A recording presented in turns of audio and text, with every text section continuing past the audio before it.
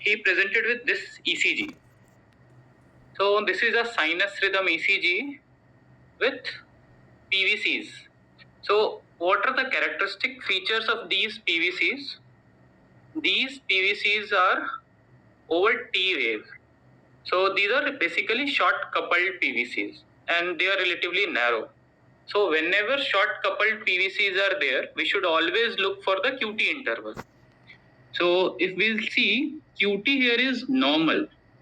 So most common cause of short coupled PVCs are prolonged QT, which can be genetic or associated with drugs, electrolytes. Here in this case, our QT interval is normal.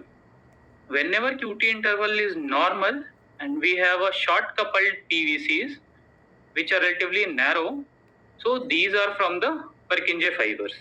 So these are Purkinje PVCs.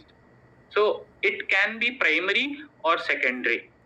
If there is an electrolyte imbalance, drug induced, any toxin related, any ischemia related, then those are secondary causes.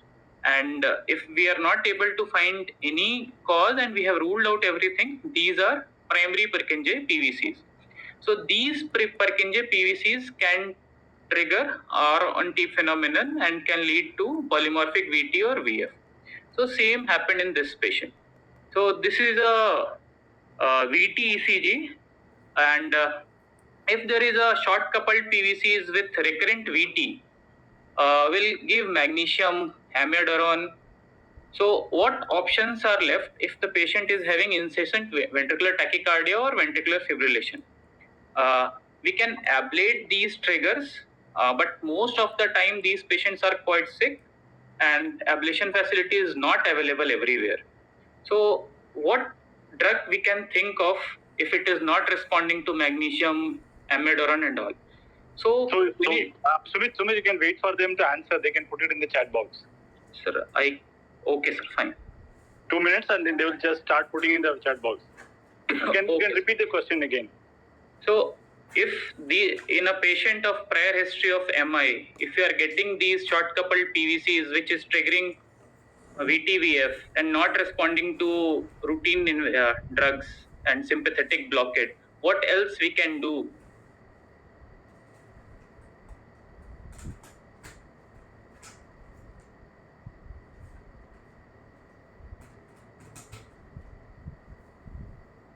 Shall I proceed, sir?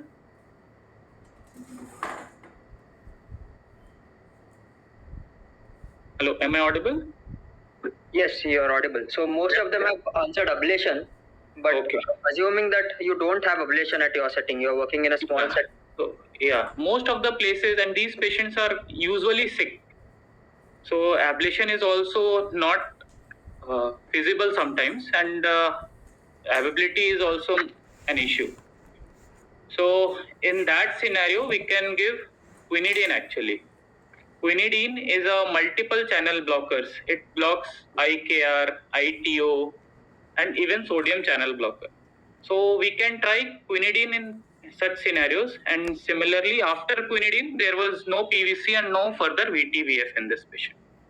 So now there are several indications of quinidine, and one of them is in post-MI scenarios. If we have short coupled PVCs which are triggering arrhythmias, we can try quinidine. Usually we start with a lower dose because there is always a risk of prolonged QT and GI side effects.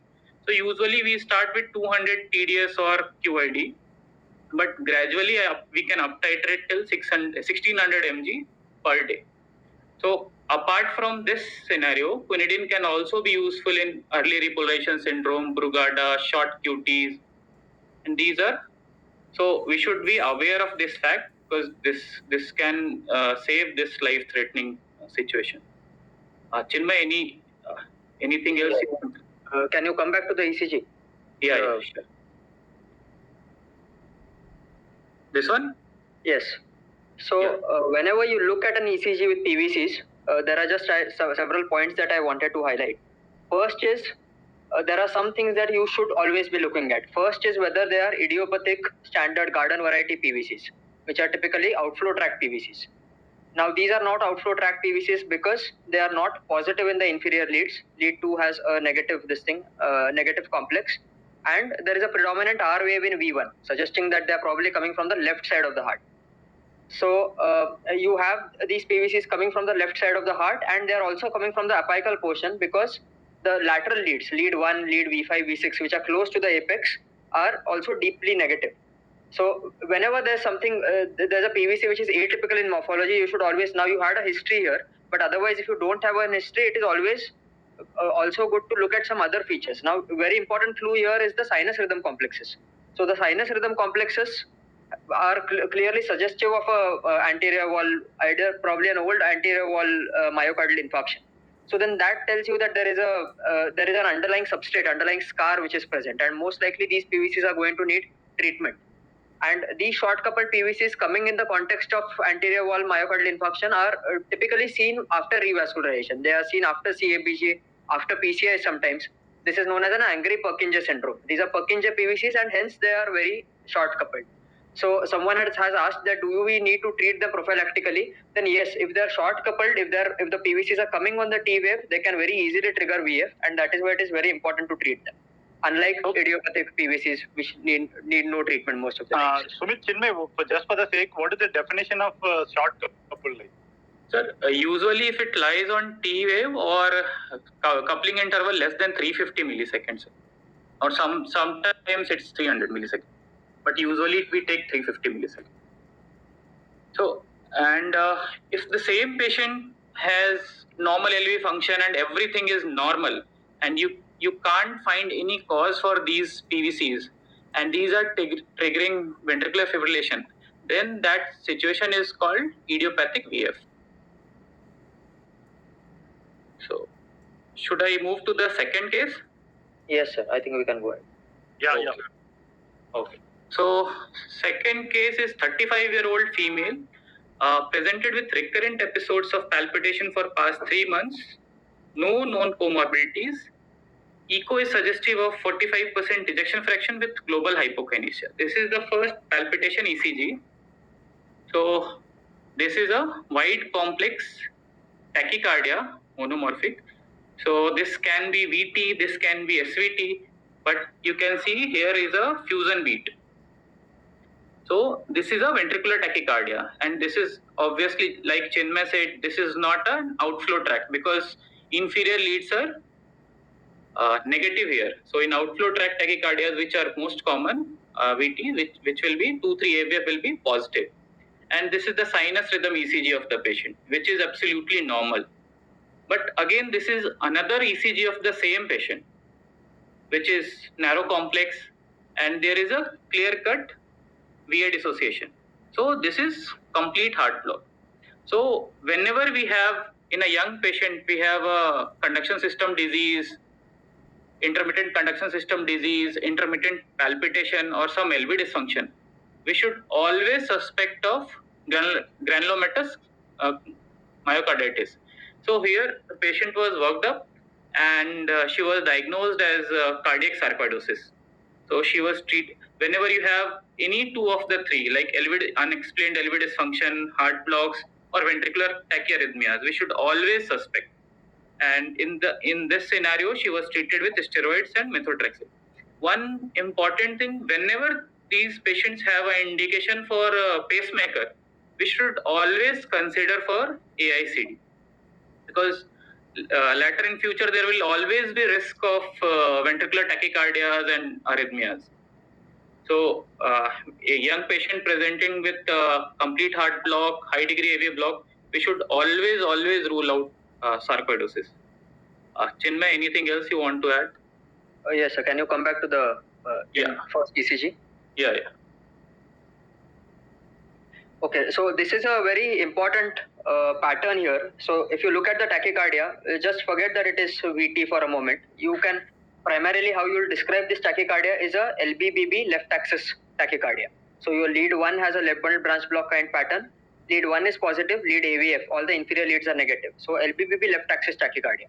Now here you have a clear-cut fusion beat which tells you that it is VT, but that might not always be the case. This is the fusion beat if somebody is looking for. Yeah. But if you don't have this, then this pattern of tachycardia has very few differentials. So in your ventricular rhythms, in ventricular tachycardias, it can either be something inflammatory like sarcoidosis in this case, or it can be a condition like ARVC. Because ARVC most of the times is going to involve the body of the right ventricle, and the arrhythmias coming from here will have this typical morphology. Your lead 1 will be positive because it is a left-sided lead, and your arrhythmias coming from the right side. And because it is from the free wall of the right ventricle, you will have a transition which is late in the precordial leads. So ARVC is one important differential to keep in mind. Second is, of course, inflammatory diseases like sarcoidosis and cardiac tuberculosis. And the third is a supraventricular rhythm like a Mahem tachycardia, which is an antidromic tachycardia from an atriovascular pathway. This atriovascular pathway is also on the right free wall.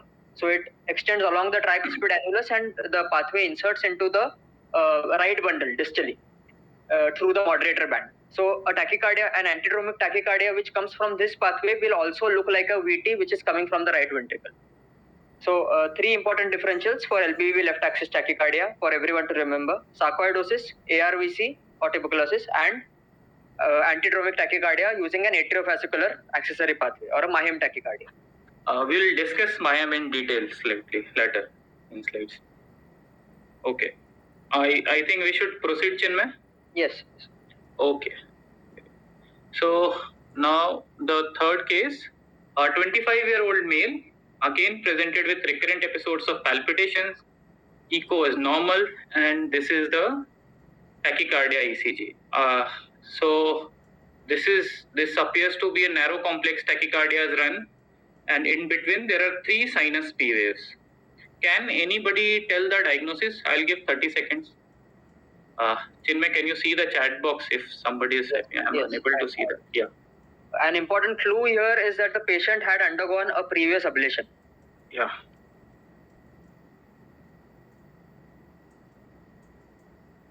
Patient had history of palpitation and he underwent some ablation in the past, and again he presented with this tachycardia. Details of that ablation is not available with us, but still this is an important clue in this case. Okay, so most of them are saying that it is sinus node dysfunction. I would like to point out that all the sinus beats, the sinus complexes are shown in red with the red boxes. Look at those QRS complexes and look at the other QRS complexes. Yeah. Are they similar or are they different? You can see, especially in the V1, this is a sinus beat and these are non-sinus beats. With some RR variation is there. So the clue is this sinus beat is slightly broader than the tachycardia beats. So in any SVT, your QRS can be either similar to sinus beat or it can be broader due to rate related aberrancy. It can never be narrower than the sinus beat in any SVT.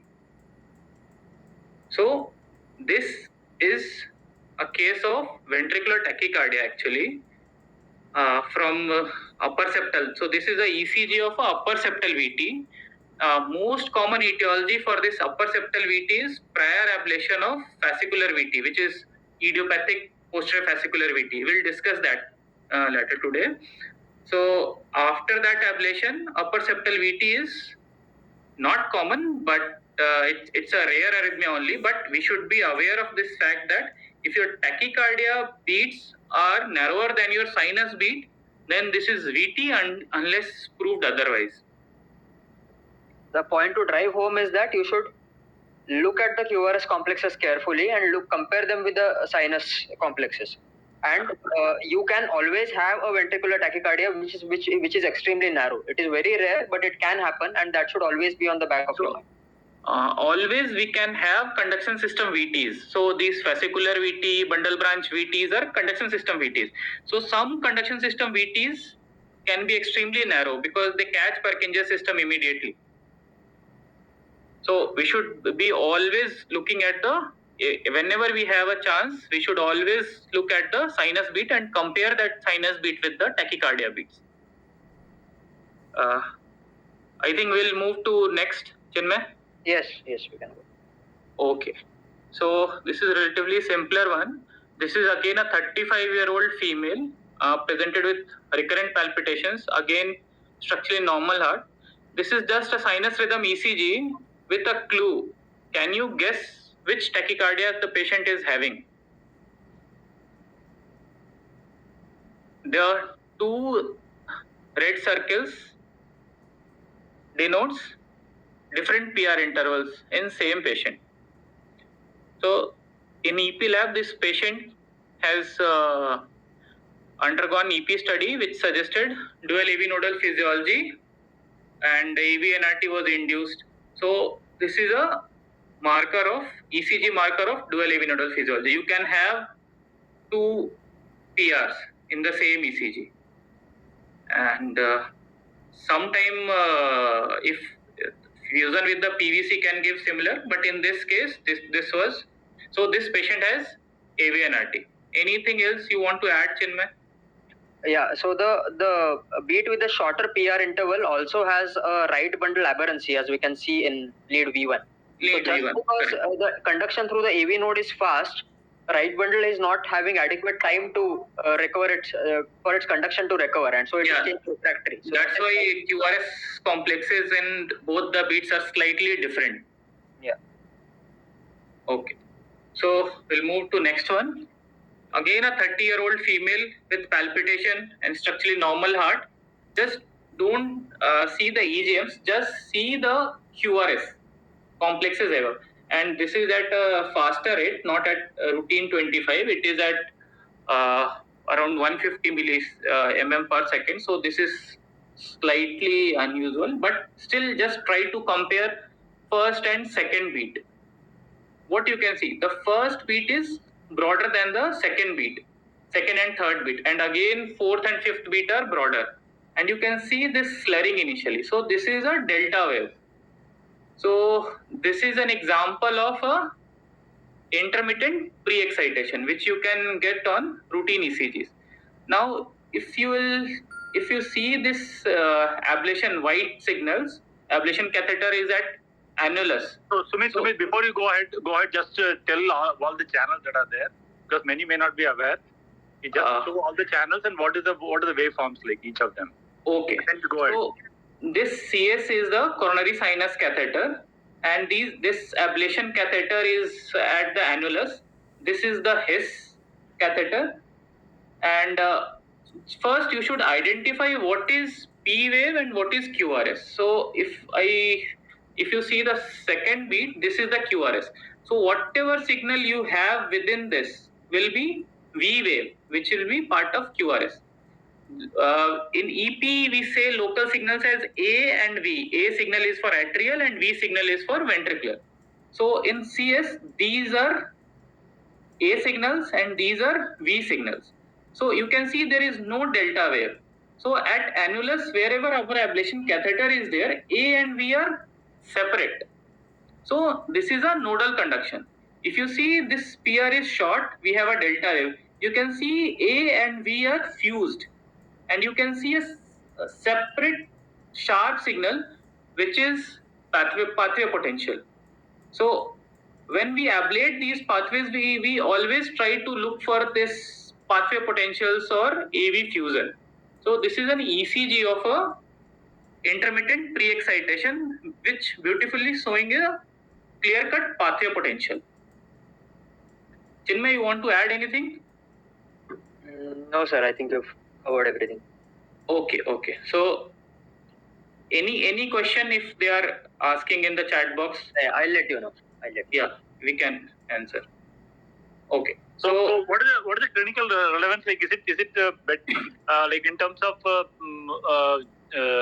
intermittent versus manifest versus non-manifest pathway? Is there any difference in outcomes? No, sir.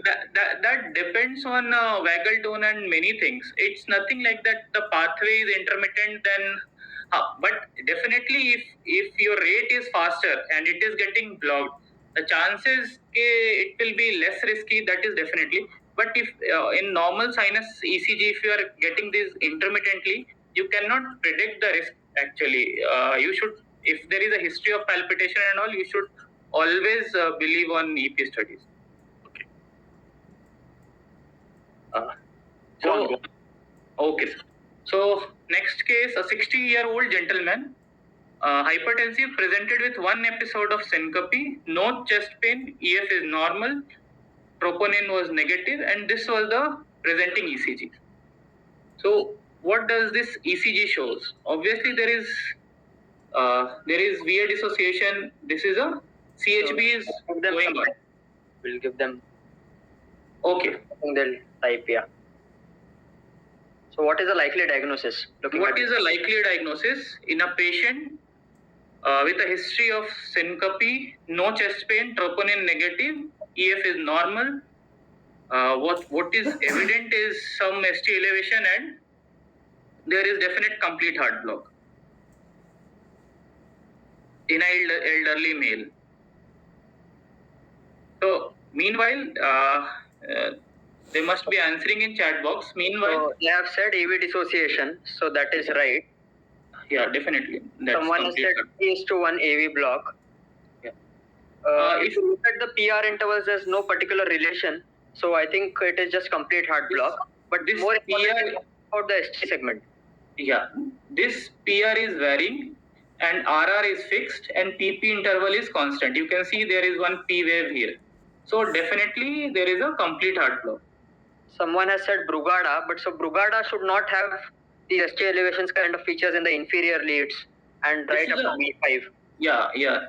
Brugada is actually a localized pathology with which is usually localized to lead V1 to V3.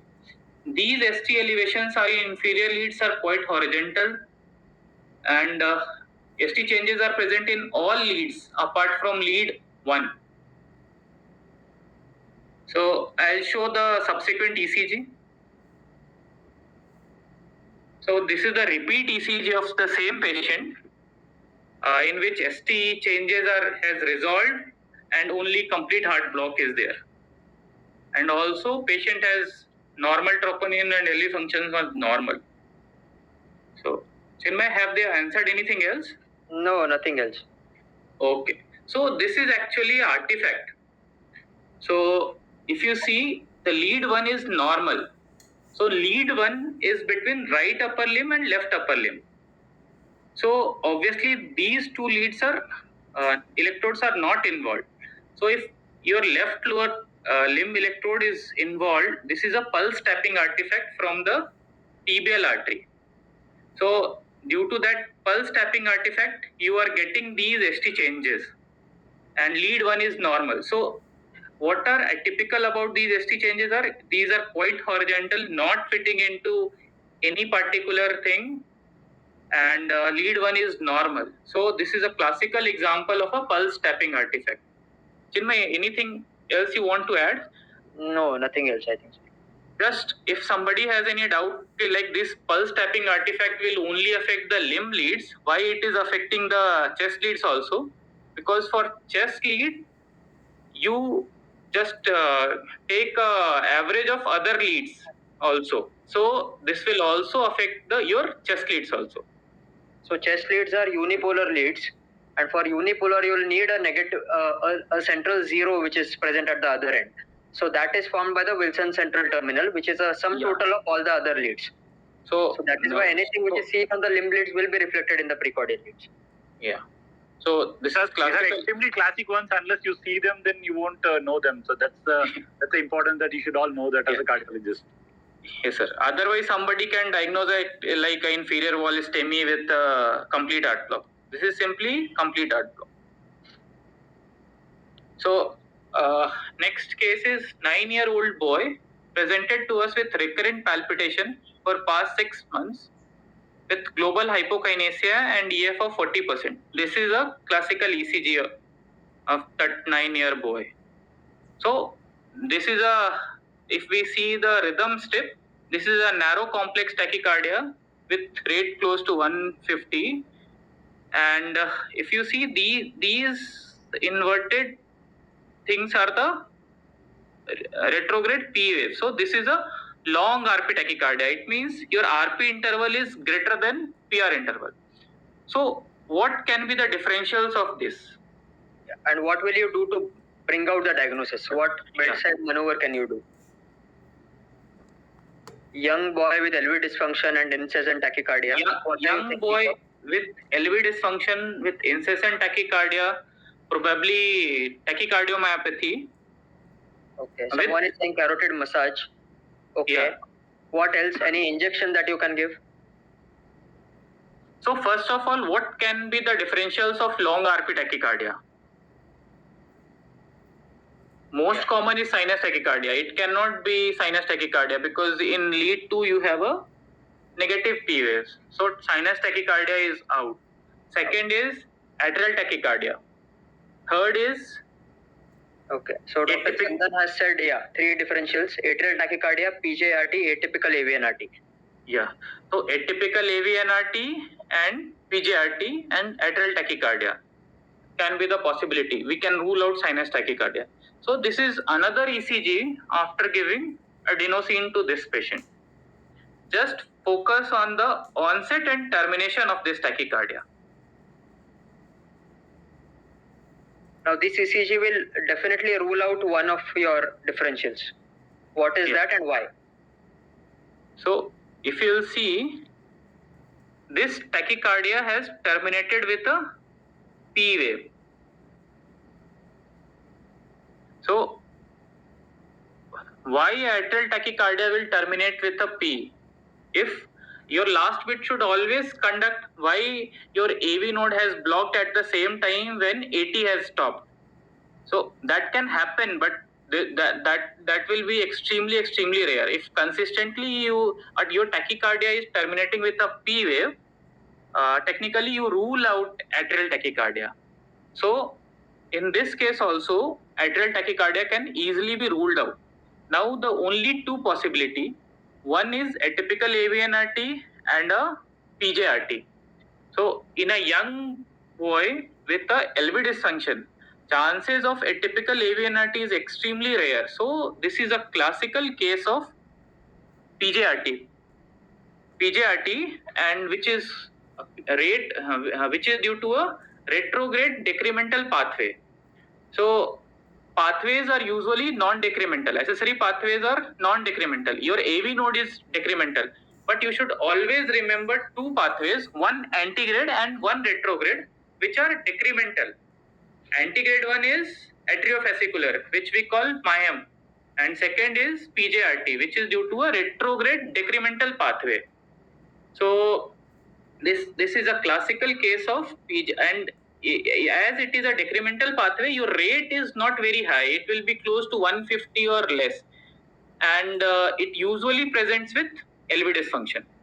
It is rare in adults, but yeah, it can be there. But it is more common in young males, and these patients can be treated like a dilated cardiomyopathy because their rate is close to 130, 140.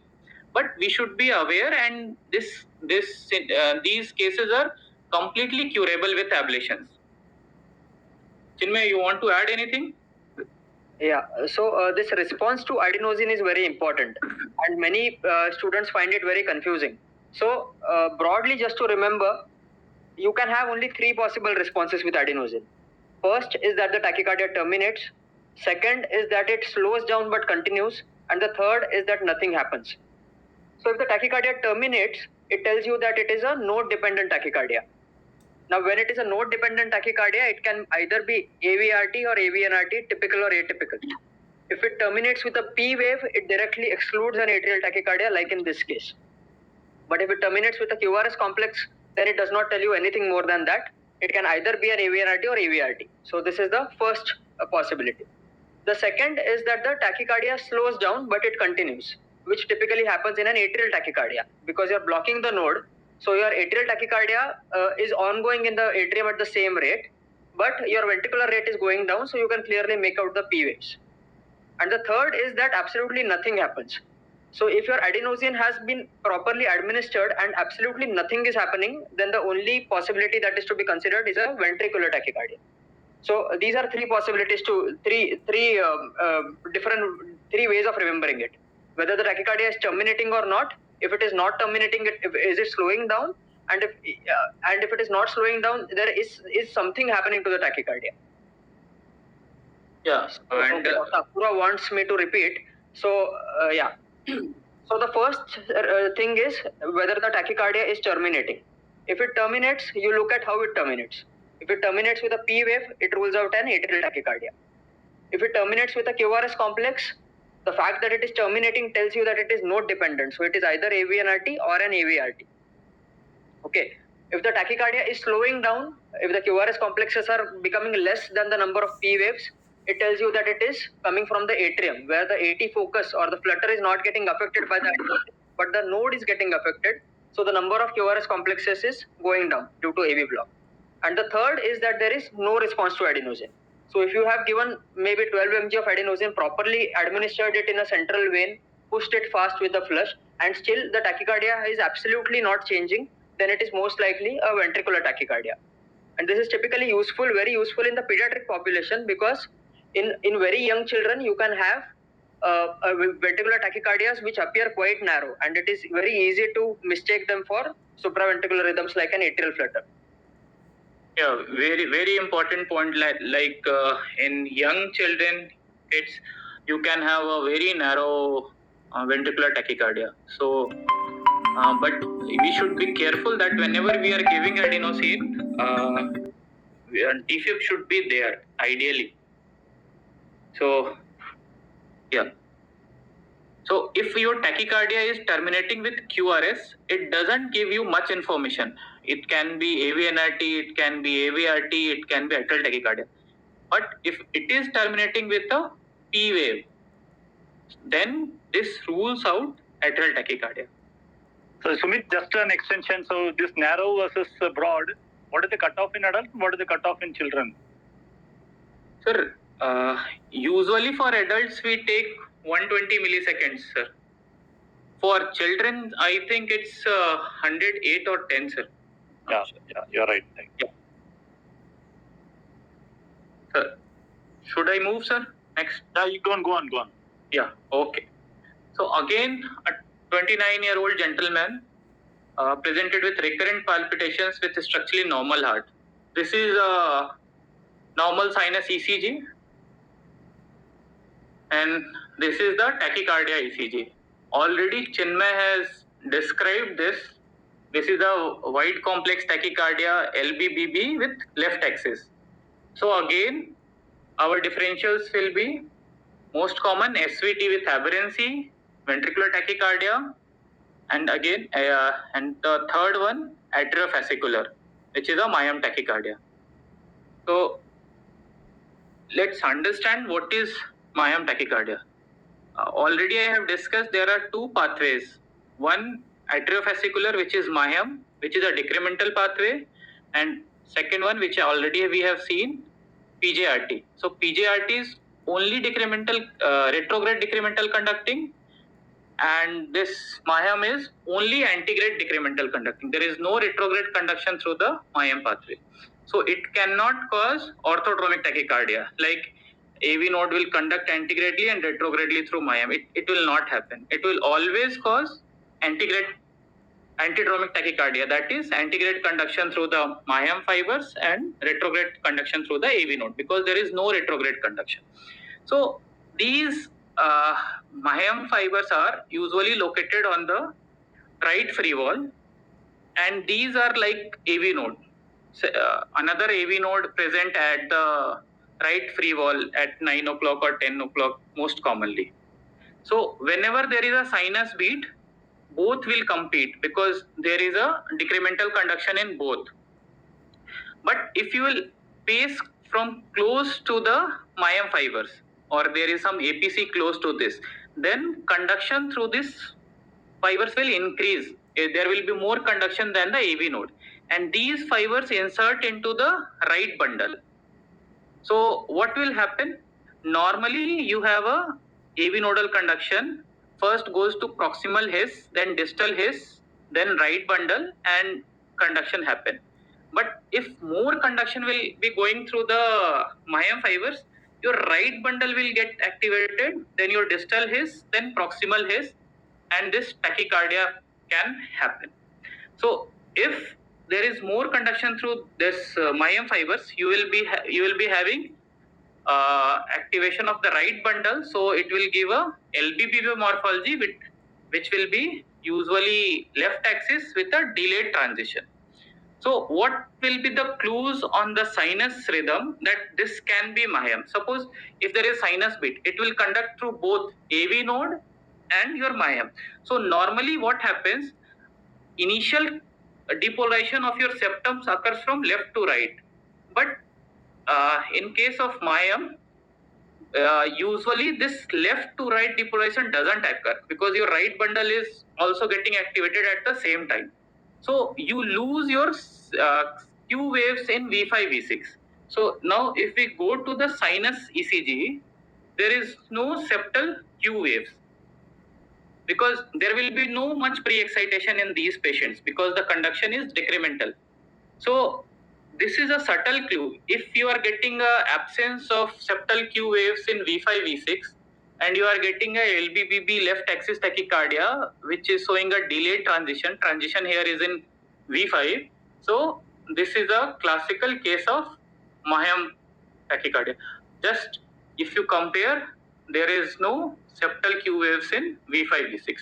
There can be no pre-excitation or minimal pre-excitation. If you see the EGM, again, this is a high right atrium, which we have kept very close to the pathway, so that if we pace from there, conduction through the atriofascicular get manifested more. So, and this is the His. So His 1-2 is distal His, and His 7-8 is proximal His. So these sharp signals are His signals. So if you will see the activation, there is this is a wave which is corresponding to these P waves. So this is a sinus beat. That's why your HRA is earliest. So after that your proximal His is activated, and then gradually distal His and giving rise to the QRS. So, and you can see this V1 is normal. Now here we are just, don't get confused, just follow whatever I am telling. So here we are pacing close to the pathway. Just see what is happening to this V1. Gradually this is becoming LBBB morphology, and just see the activation of the His. Here activation of the His is proximal to distal. It means it is going through the AV node. As we are pacing it faster, your His activation is getting distal to proximal, and you are getting a LBB morphology. It means initially the conduction is more through the AV node, but as we are pacing close to the Mayam fibers, it is going through the accessory pathway to the right bundle, activating your His in distal to proximal fashion and giving a rise to LBB morphology, which is same as your tachycardia morphology. So this is the tachycardia getting induced with atrial pacing, which is a LBBB tachycardia. So this is a LAO view, and this is your His catheter. So His catheter is in the center, and this is ablation catheter, which is at the right free wall close to the 9 o'clock. So these are signals from the ablation catheter. See, this is your His catheter giving rise to sharp His signals. And this again is a His-like signal which is present on the right free wall at the annulus. So these are called Mayam potential. So these are like a accessory AV node on the right free wall. So these are ideal site for the ablation, and when we ablate them, they can show pathway automaticity similar to LBBB morphology. Sometime you can also see this pathway automaticity when your sinus rate is less. This is the ECG, normal sinus rhythm ECG, and at one time you can see this LBBB left axis. So this is not tachycardia, this is simply automaticity from the same foci. Chinmay, you like to add anything? No, sir. I think you've explained everything nicely. Any doubt? If anyone has any doubt, we can repeat that part. Slightly difficult to understand in the beginning, but once you keep looking at these ECGs, you can keep. Yeah. So you should always be aware that if patient is presenting with LBBB left axis tachycardia, So most commonly it is SVT with aberrancy, but this can be Mayhem. So you can look for the subtle signs like absence of septal Q waves. So you should always remember this LBBB left axis tachycardias. So any antidromic tachycardias that you look at, you cannot differentiate them per se looking at the ECG from ventricular tachycardias, because your antidromic tachycardias are also going to start in the ventricular muscle, just like ventricular tachycardias. So morphology wise, you won't have a lot of clues which separate them out from ventricular tachycardias. So you really have to look for soft markers, something like fusion beats or capture beats. Do you have them? Because you won't have them in antidromic tachycardias, you'll have them in VTs. But if you don't have these clues, you can't definitively tell that this is atriovesical. This is a supraventricular antidromic tachycardia and this is a ventricular tachycardia. One thing I would like to add, in your routine pathways, insertion is at annulus only. So if there is antidromic tachycardia from your routine AVRTs, accessory pathways, then ventricular insertion is at base. So usually you will get positive concordance in V1 to V6. But here in this Mayhem tachycardia, you are directly inserting into the right bundle. That's why the transition is late and you are not getting a positive concordance.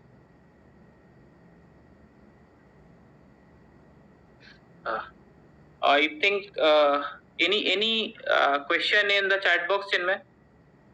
No. Someone has just asked you to repeat the basic points. Okay. See, is atriofascicular is like a accessory AV node at the right free wall. So you have this routine AV node and this is your accessory pathway. Normally, suppose there is no accessory pathway, then you have a sinus beat. It will go through the AV node. It will go through the proximal His, distal His to the right bundle and left bundle. And your septal depolarization will start from the left to right. If your septal depolarization is from left to right, so your V5, V6, which are lateral leads, will give a initial Q waves. Those are called septal Q waves. Fine. So if you have a accessory pathway, both are showing decremental conduction. So there will be very minimal or no pre-excitation, but both are competing at the same time. So there is a decremental conduction through AV node, there is a decremental conduction through the atriofascicular, and this is directly inserting into the right bundle. So your initial depolarization, which was from left to right, normally is from usually from both sides. So you are not getting a septal Q waves in lead V5, V6 in normal sinus rhythm. So if there is more conduction through the atriofascicular, it can come back through the AV node and can give rise to antidromic tachycardia. Normally, your pathway is a small pathway and insert here only. A and V ends are both here. So if you have a antidromic tachycardia, ventricular insertion is here. But in this scenario, your ventricular insertion is in the septum at right bundle. That's why you are not getting positive concordance from V1 to V6 and you have a late transition. So if you have a absence of septal Q waves in sinus rhythm and this tachycardia is going like this, so your lead 3, which is here, will be negative. And if you see the tachycardia, because it is inserting into right bundle, it gives a LBBB pattern, and there will be left axis, and your transition will be delayed, and your lead 3 will give a deep QS waves. So these are features of Mayhem tachycardia. And it has only antigrade conduction, no retrograde conduction, and it has a decremental conduction. I think that's fine. Yeah, you can go ahead. Yeah. So now next case is a 31-year-old gentleman presented with recurrent palpitation. Again, echo and MRI are normal. And this is a Previous one was LBBB, left axis tachycardia. This is a wide complex tachycardia, which is RBBB and left axis. So what are the differentials of RBBB, left axis tachycardia? Here, this is a clue. First, I'll give them some time to give the differentials or diagnosis. Yeah. It's not necessary we'll cover all, but we'll try whatever we can discuss in detail so that everybody should understand it. Okay, so everyone is saying fascicular VT. Yeah, great. So here you have a VA dissociation and RBBB, left axis, is a most common is posterior fascicular VT, which is also called ILVT, or it's important to diagnose because this responds well to calcium channel blockers actually, and this happens in structurally normal heart young patients usually. Uh, just to show this, these are your QRS complexes, right? These are your QRS complexes, and these are A waves, that is a P waves.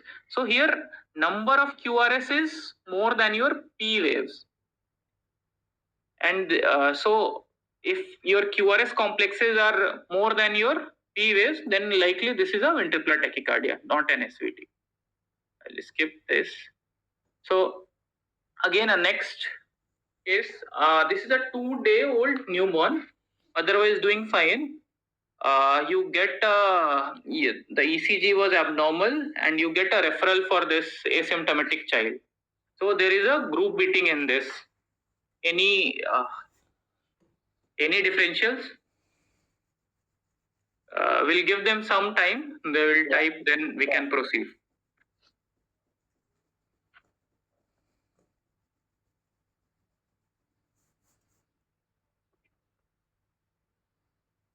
So you have three complexes coming together. The middle complex, what do you think it is? What are the causes of group beating as such? Yeah. Most common cause is Wenkeback. Whenever you see a group beating, always try to rule out Wenkeback. But you have to see carefully. Just see the different waves I have marked. Or in fact, it's better in lead V2 if you see this one, this one, this one, and this one. These P waves are similar or slightly different.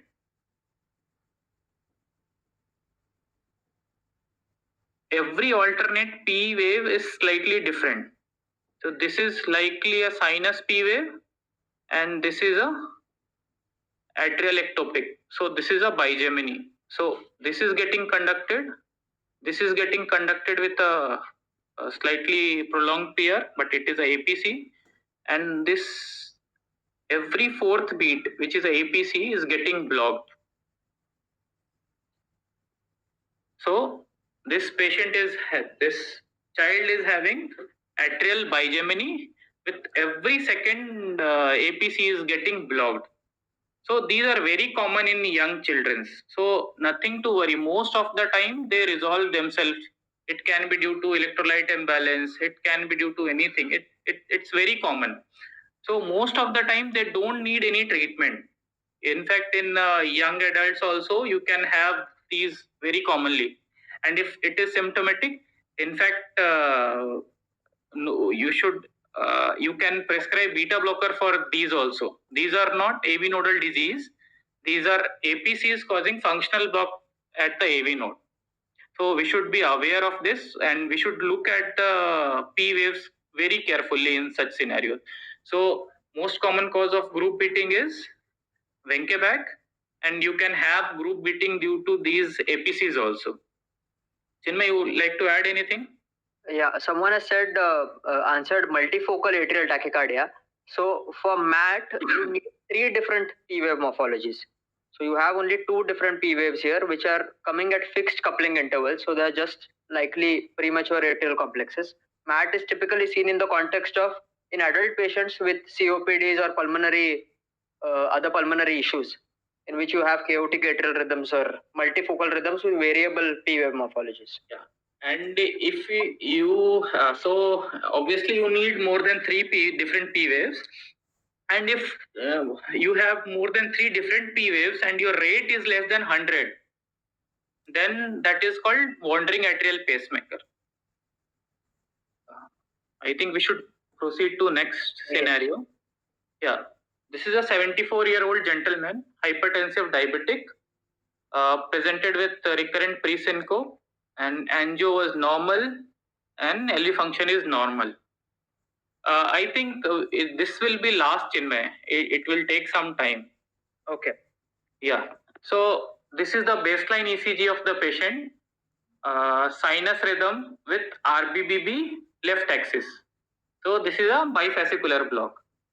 And patient was having syncope, and he is connected to the monitor. This is the continuation of the single monitor only. Can you observe these P waves without any QRS? It's repeatedly happening. So what is the diagnosis? Chinmay will give them some 10-15 seconds, then we can proceed.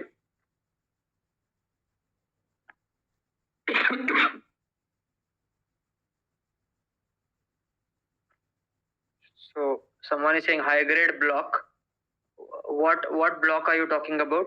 High grade AV block. Okay. There is no AV conduction in between, and just focus on this initiation of this PPP complexes and this termination of this PPP complexes.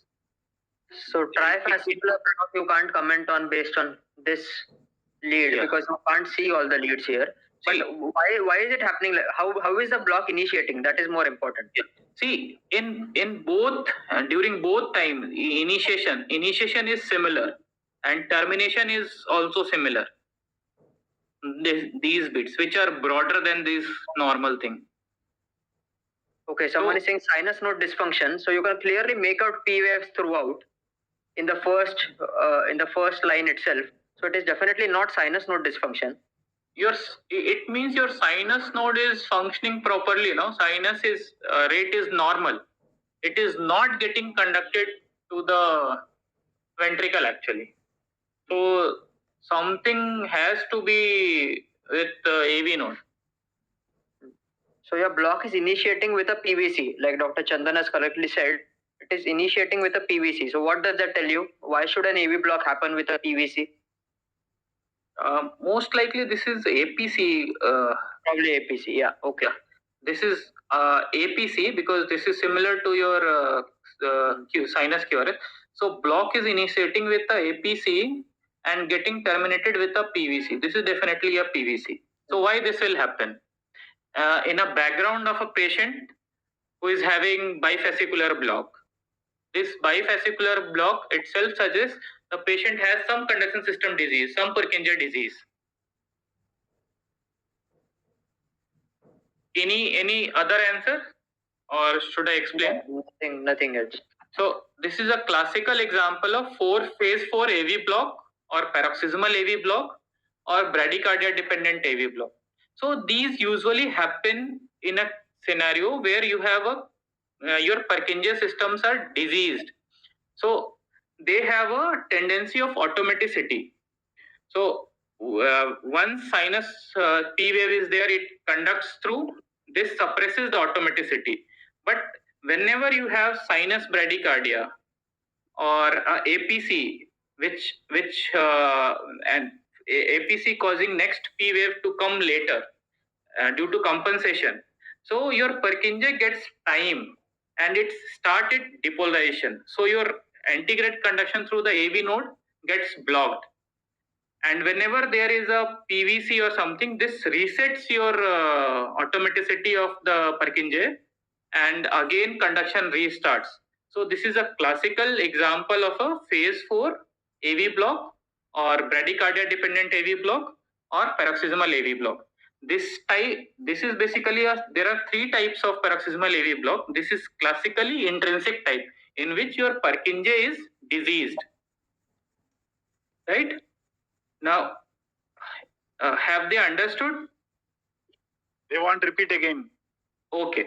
So you have a bifascicular block. This means you have a diseased conduction system. So diseased conduction system has a tendency to fire automatically.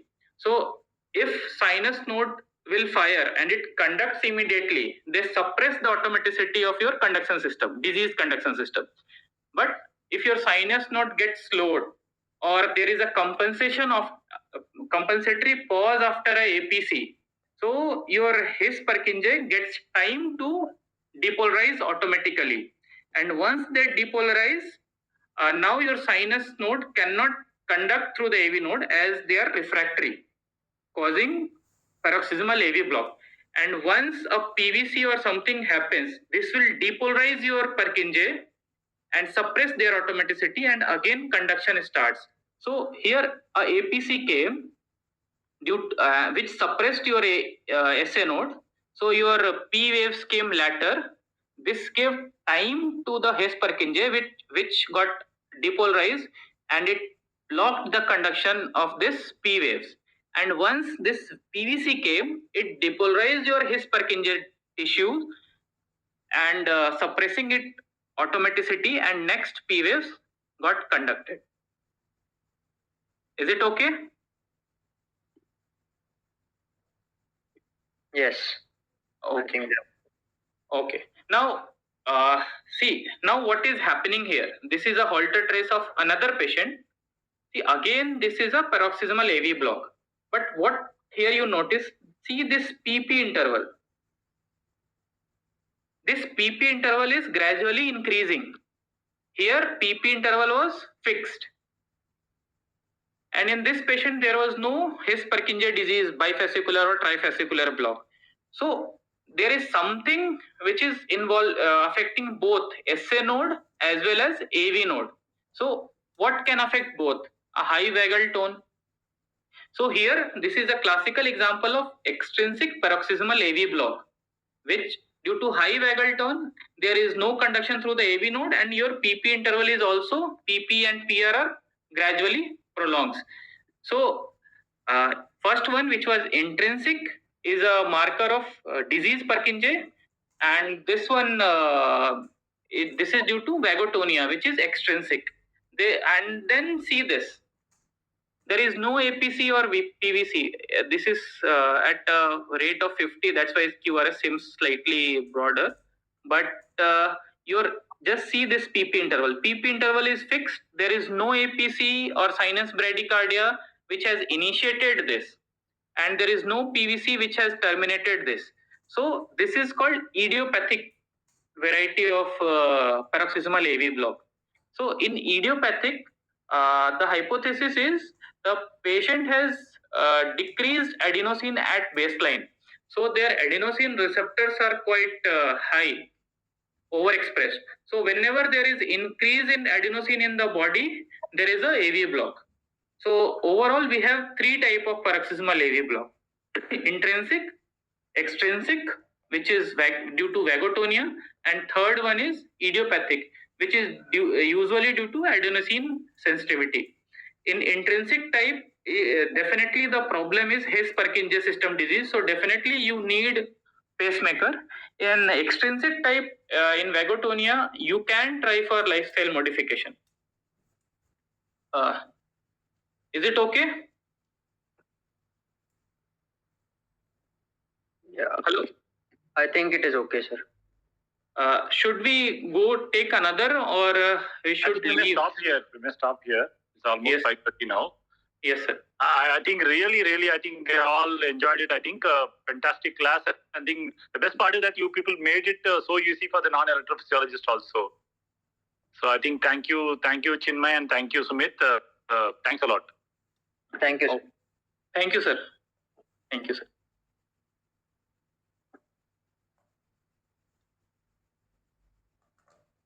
Can now close the webinar.